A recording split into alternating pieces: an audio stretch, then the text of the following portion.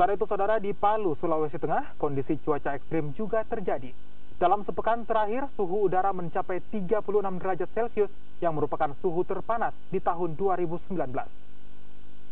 Meski suhu udara cukup tinggi hingga mencapai 36 derajat Celcius, namun bagi warga Kota Palu, ini merupakan hal yang biasa. Lantaran Kota Palu dilalui garis khatulistiwa. Suhu terpanas di Kota Palu rata-rata terjadi sejak pukul 11 hingga pukul 15 setiap harinya. Menurut BMKG Kota Palu, hal ini lantaran memasuki peralihan musim. Namun, di Kota Palu, curah hujan sudah tidak terjadi sejak bulan Desember lalu. Sementara itu, gelombang laut juga terpantau normal. Kalau memang dia terik sekali, pasti di sekitaran jam 11 till jam 1 siang. Kalau jam 2 dia sudah agak sedikit turun. Frekuensinya dia turunnya pelan-pelan, jadi nggak langsung jelek.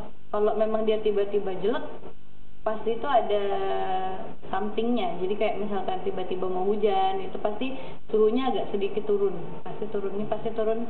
Dan misalkan dari 34 dia bisa agak sedikit lebih turun ke bawah.